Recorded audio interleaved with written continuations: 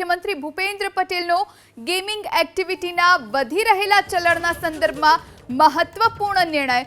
Gaming activity area અને commercial બાંધકામમાં થતા ગેમિંગ એક્ટિવિટી એરિયા માટે અલગ અલગ પ્લાનિંગ રેગ્યુલેશનની જોગવાઈઓ કરવામાં આવી, જેમાં ગેમિંગ એક્ટિવિટી એરિયાના બાંધકામ માટે રસ્તાની પહોળાઈ, મિનિમમ એરિયા, બાંધકામની ઊંચાઈ, પાર્કિંગ, સલામતીના ઉપાયો તથા લેવાની થતી વિવિધ પ્રકારની એનઓસીની વિસ્તૃત જોગવાઈઓનો સમાવેશ થાય છે.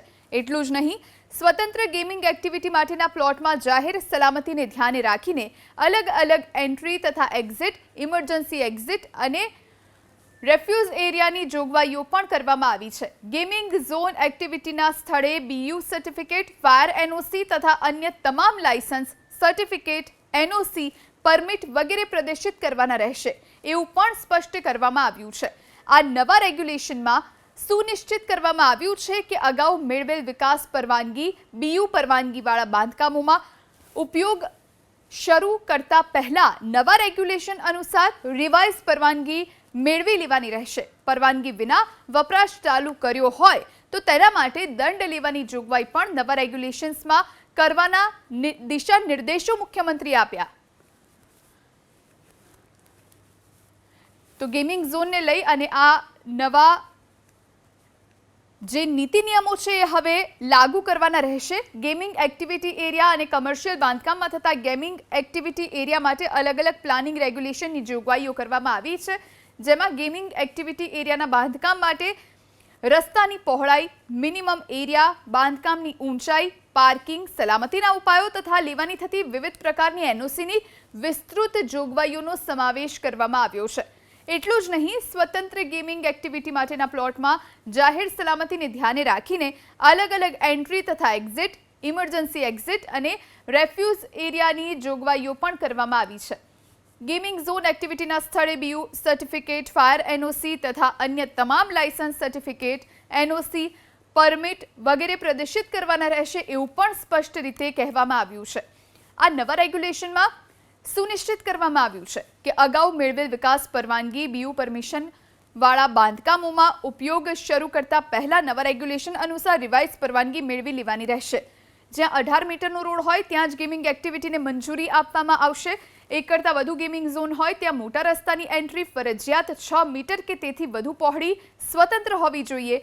એન્ટ્રી અને એક્ઝિટ જરૂરી રહેશે. બિલ્ડિંગના કુલ ક્ષેત્રફળના લઘુત્તમ જ્યાં 18 મીટરનો રોડ હોય ત્યાં જ ગેમિંગ એક્ટિવિટીને મંજૂરી આપવામાં આવી છે. તો પરવાનગી વિના વપરાશ ચાલુ કર્યો હોય તો તેના માટે અલગથી દંડ લેવાની જોગવાઈ પણ રેગ્યુલેશન્સમાં કરવાના દિશા નિર્દેશ મુખ્યમંત્રીએ આપ્યા છે. મહત્વનું છે, ગેમિંગ ઝોન રાજકોટનો જેમાં અગ્નિકાંડ થયો હતો અને જેમાં 27 લોકો જીવતા ભૂંજાયા હતા, ત્યારબાદથી તમામ રાજ્યના ગેમિંગ ઝોન પર ફાયર એનઓસીની ચકાસણી કરવામાં આવી અને સીલ પણ કરવામાં આવ્યા અને ત્યારબાદ હવે આ નવા દિશા નિર્દેશ જાહેર કરવામાં આવ્યા છે. તો મુખ્યમંત્રી ભૂપેન્દ્ર પટેલનો ગેમિંગ એક્ટિવિટીના વધી રહેલા ચલણના સંદર્ભમાં આ મહત્વનો નિર્ણય.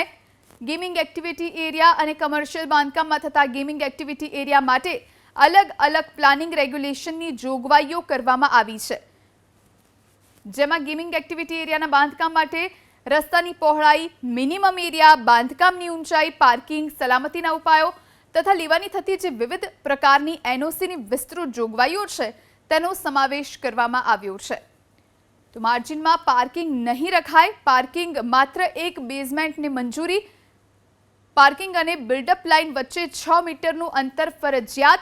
આજે નવી જોગવાઈ છે, રૂલ્સ એન્ડ રેગ્યુલેશન્સ છે તે અનુસાર R3A ને એગ્રીકલ્ચર ઝોનમાં મહત્તમ FSIમાં ઊંચાઈ 15 મીટર સુધી, પ્રતિ 50 મીટર વિસ્તારમાં 3 મીટરના ઇમરજન્સી એક્ઝિટ રાખવાની જોગવાઈ કરવામાં આવી છે. બિલ્ડિંગના તમામ સાઇડમાં એક ઇમરજન્સી એક્ઝિટ ફરજિયાત બનાવવામાં આવી છે. અપર ફ્લોર લઘુત્તમ 18 ચોરસ મીટર આગથી સુરક્ષિત 2 સીડી સાથે જરૂરી. વિકાસ પરમિટ વખતે SEORની સ્ટ્રક્ચર સ્ટેબિલિટીની મંજૂરી પણ ફરજિયાત. મુખ્ય બિલ્ડિંગમાં રાંધવાની મંજૂરી નહીં. PNG, CNG, LPG પ્રતિબંધિત. જ્યાં 18 મીટરનો રોડ હોય ત્યાં જ ગેમિંગ એક્ટિવિટીને મંજૂરી આપવામાં આવી છે.